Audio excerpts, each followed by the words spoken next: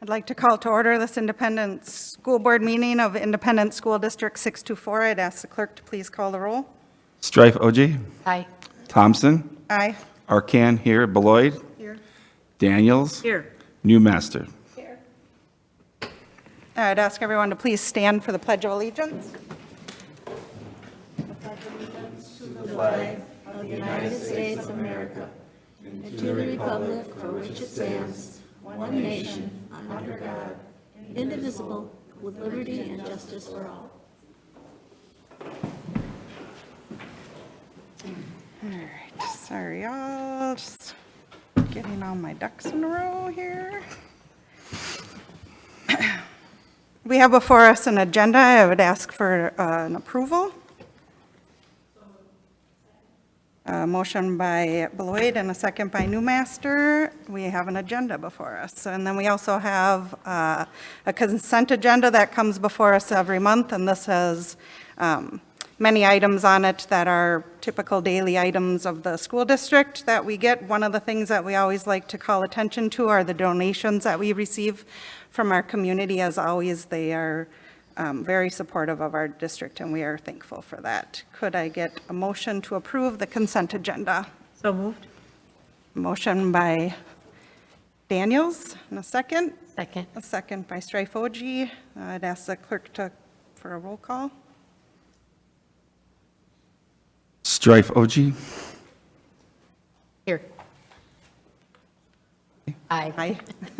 Thompson. Aye. Arcan. Aye. Beloit. Daniels. Aye. Newmaster. And we have a consent agenda. It's now time for our public forum portion of the meeting. We had no request this month for speakers, so we'll move into our first informational item, C1, student recognition. Dr. K. All right, just give me a moment. We're all a half page off. All right, we'll recognize students who represented the district at state or national level during tonight's meeting. Certificates and bear pins have been distributed to the students. Congratulations, students.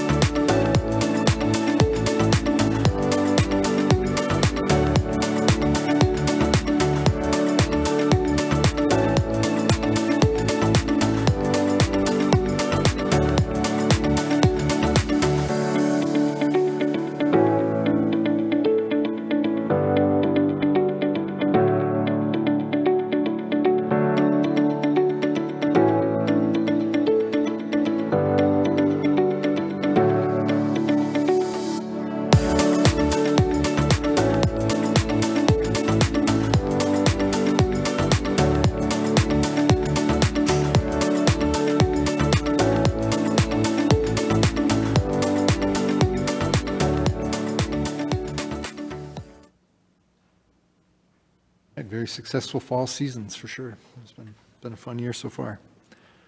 And we'll move into informational item C2, the superintendent's report. Right, thank you. I'll jump right into that. So students throughout the district participate in a variety of activities to honor Veterans Day.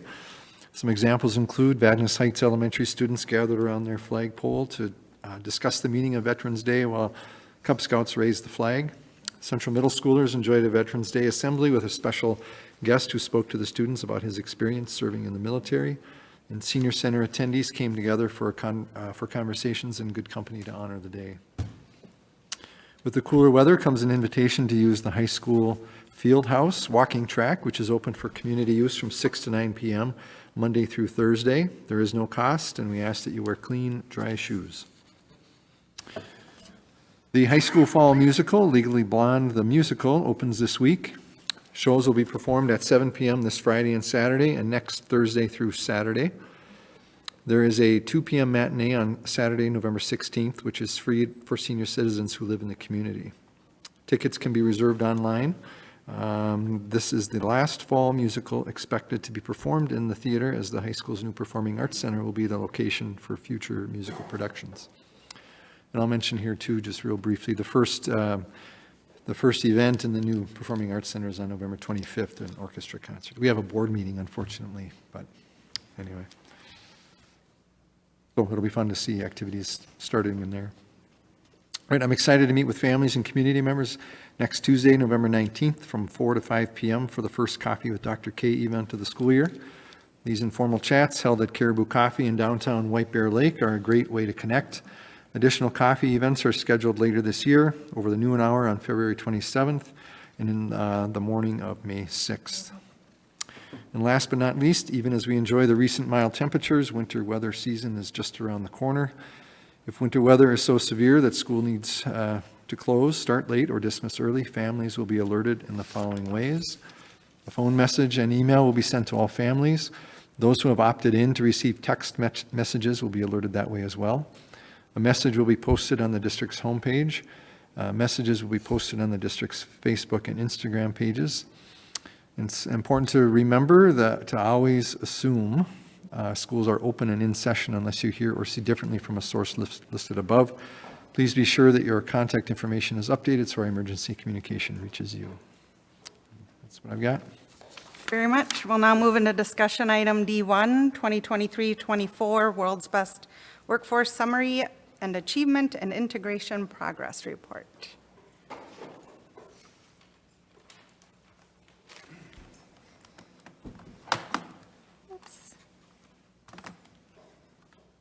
Great. Good evening, Chair Thompson, members of the board, Dr. Kazmerchuk. Dr. Gillespie unfortunately couldn't be here tonight, so she sends her regrets. I'm Jen Babish, the Director of Teaching and Learning, and I'm going to give a progress report on our World's Best Workforce goals, and then my colleague Brenton Schaefers will give a progress report on our achievement integration progress.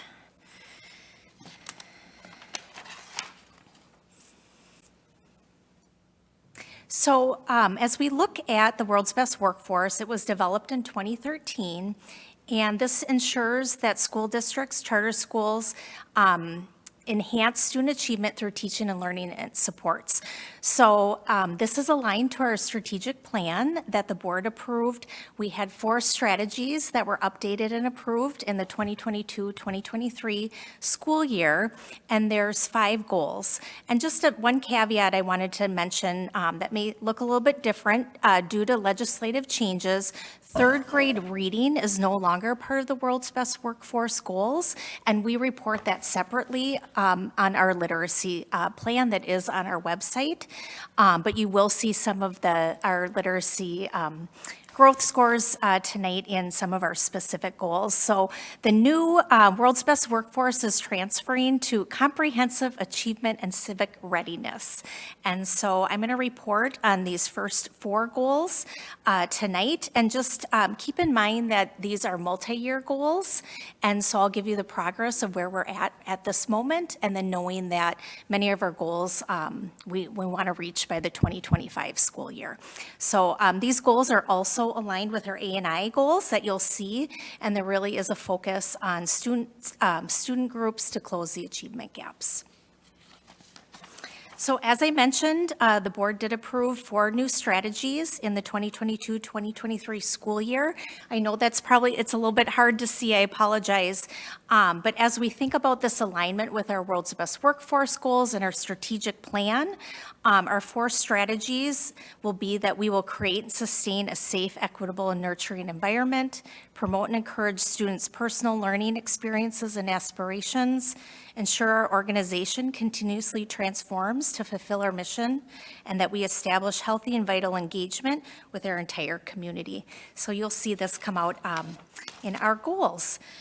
Just a couple things as we look at our communication with the public. We have this on, this will be on our website, and we have already presented these goals and our progress reports to our Systems Accountability Committee. I know I have some board members that serve on that committee, and we had over 50 participants, and that is a combination of our principals and our staff members and our families. So we were thrilled, and we got a lot of feedback from our goals too. So thrilled to have the community and the families be part of the feedback to improve.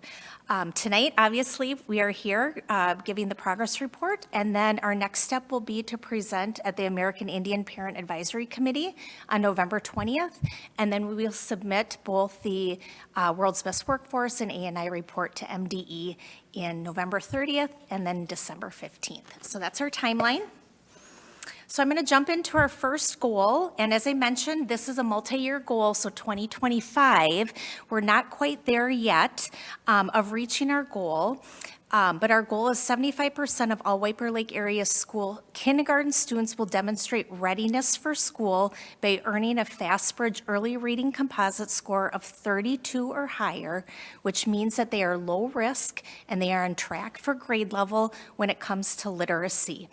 And so, as you, not to get into a ton of detail about these screeners, but this really is our early reading composite score is the best predictor for future reading success. So as we look at all the students in kindergarten this fall, we had 55.8% of all the students at low risk, and that means that they scored a 32 or higher on that composite, which is 4 different screeners.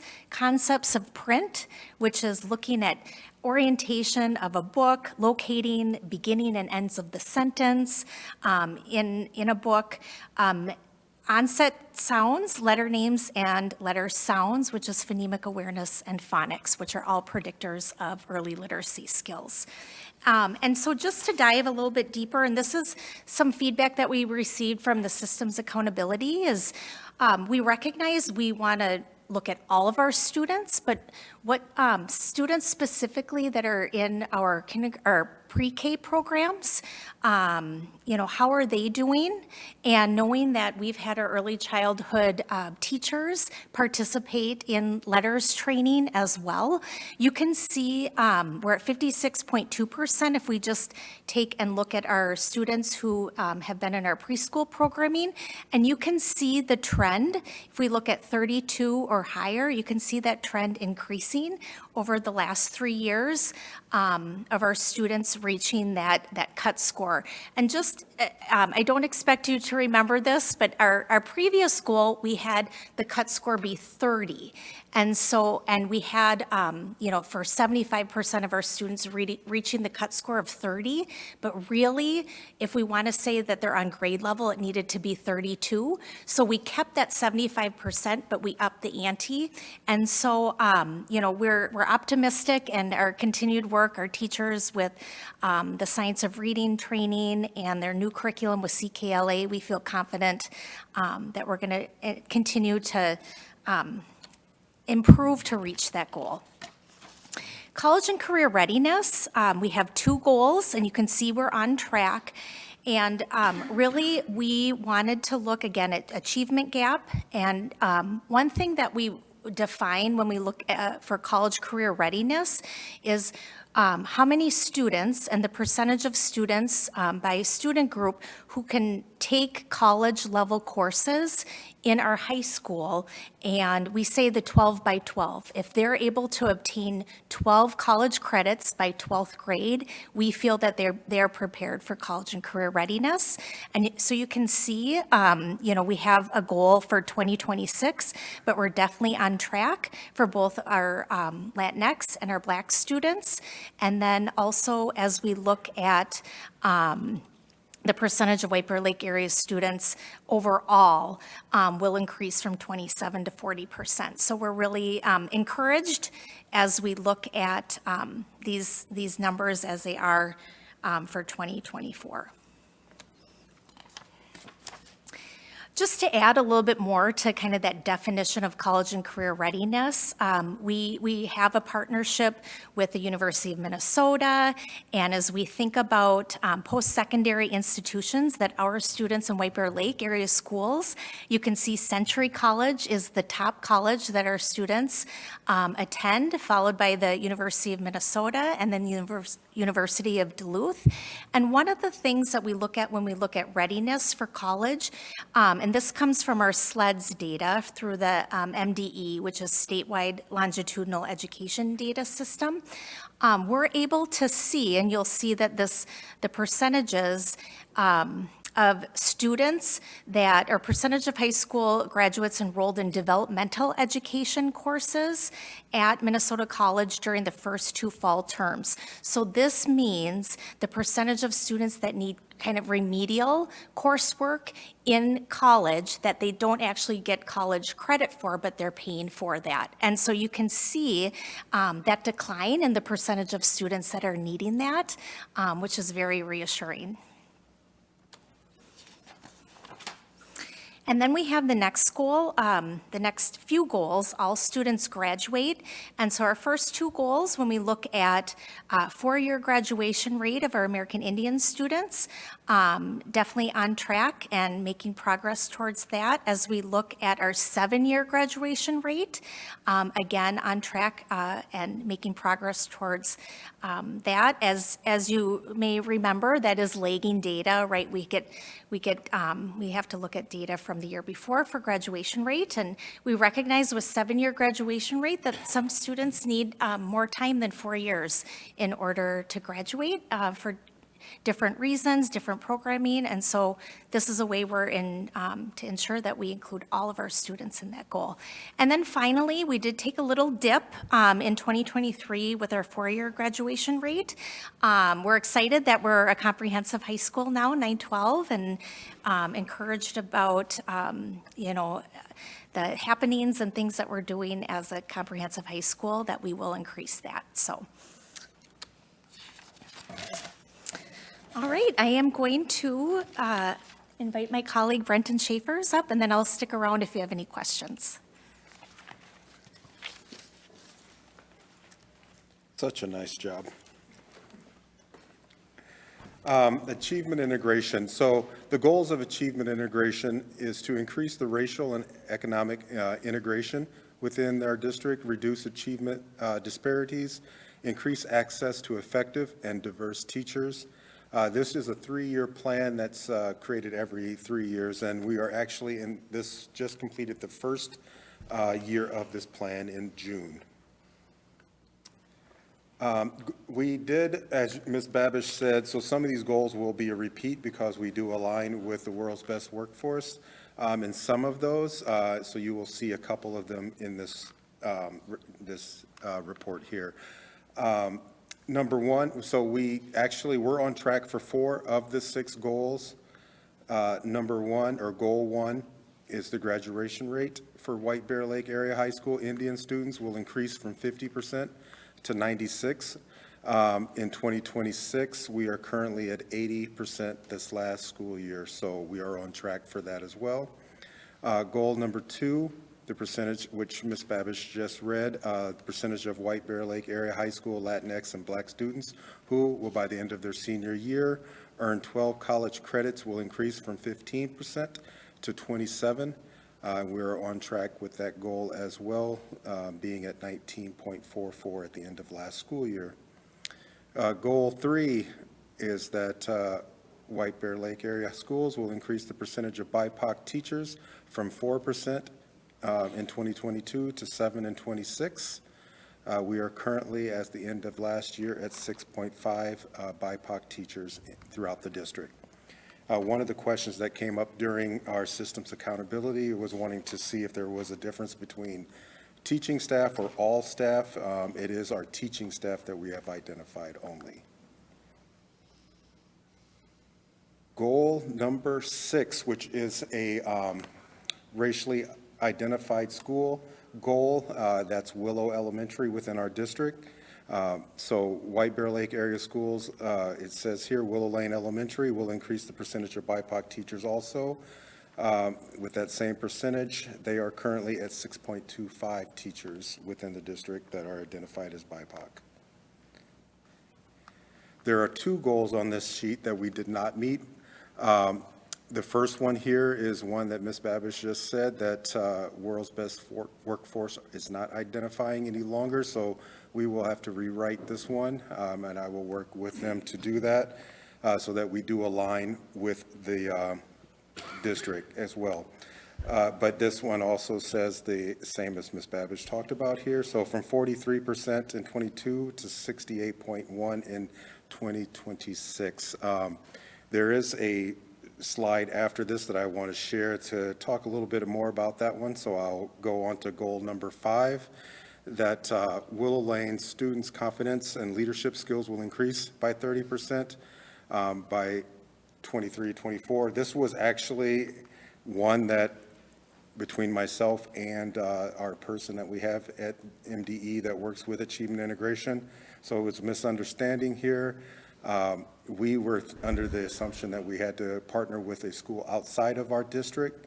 I know Matt is the principal, and he spent a lot of time trying to coordinate with different schools to do that experience. I found out this year, again, that we can do it with our schools in district. So we already have a plan in place for that one, and they are currently in the process of doing it. So that goal will be reached by the end of this school year. Back to goal number 4 that was not. So, and Matt is here, so he can speak to this as well. But when we're looking at data, we really went back to see, so we just implemented CKLA this past school year with it, which is our ELA curriculum. So using Fast Bridge data, early reading data, we selected the kindergarten because we really wanted to see a growth from kindergarten through 5th grade and how they're doing and achieving. So here is the spring data for 21-22. You can see the differences here between 22-23 and 23-24. The green meaning that the students, there is no concern. On track, 16%, there is some concern, and 14, there is a concern area for those students. So you can see the decrease in those over the course of the years between 22-21 and the 23-24 school year. So there definitely is growth happening at that element or at the kindergarten level using Fast Bridge data. We also, one of the questions from Systems of Accountability, they wanted to know if how was Willows compared to the district, was it similar? And that data is also very similar within that. So there is a growth across the district kindergarten-wise using Fast Bridge data with CKLA. So we're pretty happy at that data and seeing that trend. So the goal is to keep it going every year and seeing success. It's been really fun seeing the students in the classroom as well. So, so Matt is here if there's any questions regarding Willow Elementary specifically, being the racially identified school in our district. So, thank you. Thank you. Does anyone have any questions? I do. When is the 24-25 winter MCA? Obviously, the winter one this year, when is it? The Fast Bridge data? Well, what we are doing with the third graders, but we're no longer reporting, but when does that happen? For the MCAs? Yes. Yep, that's in April. Yep. So we'll have, are you thinking, like, having that, we can look at our literacy plan, and we have all that, the MCA data on there, so we can pull that up and give that to you. So then the FastBridge data is winter, spring, and MCA is spring. One time. Yep, so fall, winter, spring for FastBridge data. So we just closed the window not too long ago for the fall. Winter will open in January, and then the spring, I believe, is possibly in April. When will the fall data be available? Yep, so the fall data is what you saw already, and as I look back to, are you speaking to the, specifically to Willow, or? Yeah. Yeah, so if you want to go back here. Oh, so fall data, yep. Yeah, so it's just. So as I mentioned, that just had closed, Ms. Floyd, so we can definitely give you that. Okay, so I'm not crazy. No, I'm sorry, I'm sorry. I was thinking about the world's best workforce goal, when we look at the kindergarten for the That's fall, fine. so. Yeah, we'll make- you're not crazy. No, it was the report that ended in June, so this was through June 30th of last year. or Okay. this year. Thank you. The question I had, when we look at that graduation dip, those that did not graduate, do we know how many are still working in our system to get that diploma? Yeah, that's a great question, Dr. Arcand, and that's something that we can pull to get to you, to the board, to see how many students we're talking about. Because the other thing I want to mention about this, when you look at graduation rate, I have a special needs child, and he had the opportunity to go a few more years after he completed his high school education. And then we worked on social skills, we worked on work readiness skills. Without that, I think he'd still be living in my basement. I mean, this is a child who couldn't walk into a restaurant and order a meal and figure out the money, but by the time he finished, he had developed the social skills to do things in the community. So I think we have to remember those students going into that program is extremely important for those students, and it does provide a great service to them. Thank you.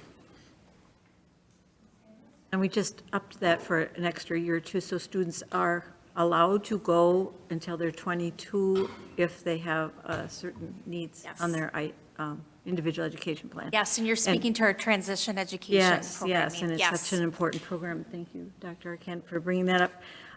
So that maybe this is for Matt. How do you measure confidence in leadership? I know it said pre and post test, but that's kind of a hard thing to measure, isn't it?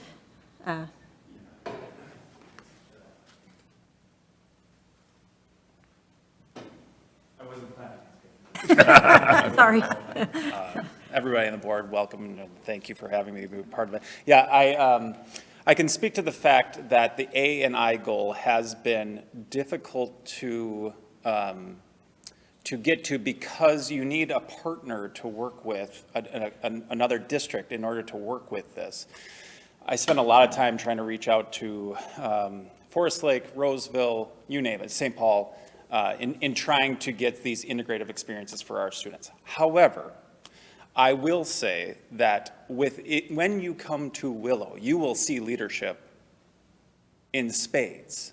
I am very confident that our kids are walking away not only with academic skills, but the number of leadership opportunities that they have, especially as they progress through our system as 4th and 5th graders, that's no more evident than on November 21st, when you'll see 4th graders being able to articulate how they've done research, a service-based learning project to enrich the lives of others. That is leadership taking place in so many different ways. You'll see it when you come to Willow at a community event, what have you, as you're warmly greeted by leaders within our building. This is fostered from kindergarten all the way up to 5th grade.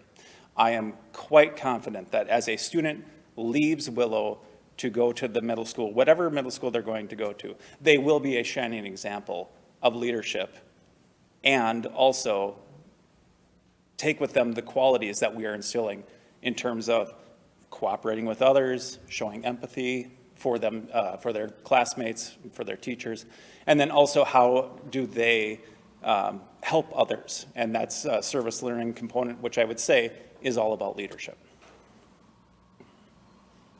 Who or what school will you be partnering with within the district? Yeah, currently we have some plans to work with Otter Lake. And so Ange Nelson, the principal there, and I are starting to take a look at what the opportunities were when Ms. Strife OG was principal at Willow before me. They had a really robust partnership with Otter where their students and our students came together and learned. I think there's an opportunity for us to kind of reset what does that look like, but I'm really excited by her leadership and some of the things that they have got going on at Otter that we can very seamlessly work with their students and then have a very meaningful opportunity for students to get to know one another, to learn a little bit more about each other, and then ultimately problem solve some problem that we want them to identify. So that's going to begin, some of that work is going to begin with our equity specialists, Nirvana and Julie, who are going to be working with our fifth graders to talk about courageous conversations and things where we can better understand what their experiences are. That is also taking place at Otter. And then we can start to bring those two classes together and then begin to come up with what the next steps will be with that. So I'm very excited about that opportunity. Yeah. Thank you so much. Yeah. Thank you. All right, we'll now move into discussion item D2, the first reading of school board policies 419, 722, 730, and 805. So the policies always come to the board for a first reading, and then we bring them back the following month, typically for a second reading and approval. So with that, does anyone have any questions regarding the policies tonight? And with no questions, we'll bring them back on the December 9th agenda. Next, we'll move into operational items E1, action on the resolution canvassing returns of votes of school district general election. Dr. Kay? All right. Thank you, board members. So Minnesota statute requires that school districts adopt a resolution canvassing returns of votes of school district special and general elections between the 3rd and 10th day following the date of the election. The district's election attorney, Mr. Peter Martin of Kennedy and Graven, provided the necessary documents for this resolution, and the results of the election were provided by Mr. Dave Triplett, Ramsey County Elections Manager. So the recommended action this evening is to approve the resolution canvassing return of votes of school district general election. And with that, I would ask for a motion to approve. So moved? Motion by Ms. Daniels, a second by Dr. Newmaster. Does anyone have any questions? All right, with that, I'd ask the clerk to please call the roll. Strife OG? Here. Aye, sorry. Sorry, I apologize. Thompson? Aye. Arcan, aye. Beloit? Aye. Daniels? Aye. Newmaster? With that, the motion passes, and we'll now move into operational item E2, action on resolution authorizing issuance of certificates of election and directing the school district clerk to perform other election-related duties. Dr. Kay? All right, thank you, Chair Thompson and members of the board. So just give me a second. All right, so the resolution authorizing issuance of certificates of election and directing the school district clerk to perform other election-related duties has been provided by the district's election attorney, Mr. Peter Martin of Kennedy and Graven. And the recommended action tonight is to approve the resolution authorizing issuance of certificates of election and directing the school district clerk to perform other election-related duties. With that, can I get a motion to approve? So moved. Motion by Strife OG and a second Second? by Daniels. All in favor, say aye. Aye. Opposed, same sign. And the motion passes. And then we'll move into our last operational item, E3, action on school board policies. So these policies came to us at our October meeting for a first reading, and now they come before us again tonight for approval. And the policies are 404, 405, 541, and 599. Can I get a motion to approve? So moved. Motion by Beloit and a second by Dr. Newmaster. All in favor, please say aye. Aye. Aye. Opposed, same sign, and the motion passes. With that, we'll move into our last item of the night, the board forum. This is an opportunity for board members to share events happening in the district or other things they want to share. Dr. Arcand? I just want to share that we know that we normally meet on Monday nights, but yesterday was Veterans Day. We couldn't do what we do here as citizens without the people who have sacrificed and the families that sacrifice when our people in the armed forces take care of us. I can go to bed tonight and sleep soundly because I know there are people out there who are taking care of this country and protecting us. And so for all those who have served and those who are currently serving and even those who are going to be serving within the next year or two, I just want to say thank you for your service. That's it. Anyone else? All right, with that, I just have a few things I would like to mention. 1 November is Native American Heritage Month, and this ties into a little bit about Dr. Arcan's message and just something I thought I wanted to share in honor of Veterans Day. In our country during the Vietnam War, we had 1 in 4 Native American people who served in the armed forces. That is in comparison to 1 in 12 non-Native members. So just in the population density of the Native community, they really did serve their communities well, and just something that I wanted to highlight to thank all of our members who have served our country. It really is thanks to them that we're all able to have the rights and freedoms that we have in our country. Also, November is also Homeless Awareness Month. And with that, they even call to attention youth homeless awareness, which homelessness affects a diverse population of our community members right here in White Bear Lake, in our surrounding communities in the district. So families, individuals, youth, and seniors in our community are all affected by homelessness. And there's a few ways we can help this month and all throughout the year to just contribute to helping people that are homeless to find their way out of it, and to also have the essentials they need, such as food, clothing, and life essentials like hygiene needs, which are something that people often forget about when they're donating. Things like soap, shampoo, toothpaste, toilet paper, paper towels, cleaning products, all things that people who are homeless do need, because even though they're homeless, they still have a place that usually they can provide shelter for them until they find a place to live. That, just as a reminder, that we have an upcoming event called the Winter Wonderland that will take place in our high school, and this will take place December 9th through the 13th. You can check your emails to find out more information and to donate if you are able to, but this is an opportunity for our students and our community members to donate essential items to members of our own community here, such as items that I just mentioned, but also will provide an opportunity for a toy drive as the holidays are coming up, and just to make sure that every child can have something to celebrate on the holiday season. And one final thing I wanted to mention, we have an event coming up by our Career Pathways program. It's called Test Drive, Next Stop Reality, and it'll take place on December 12th. They're looking for approximately 200 volunteers to make this event successful, and it is a hands-on event where students will get to test drive their future and see if they have what it takes to make it on their own as a 25-year-old.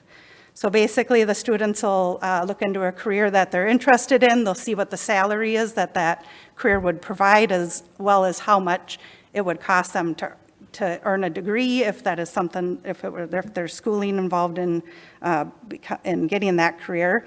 And then they will have the opportunity to do some research on it, and then they get to visit 22 stations the day of the event. So they'll have to find housing, they'll have to find insurance needs, they'll have to figure out what their utilities are going to be, transportation expenses, childcare, you name it. The things that we all pay for as adults, these are things that they will get to have some experience discovering. And so to help make this event successful, they do need about 200 volunteers.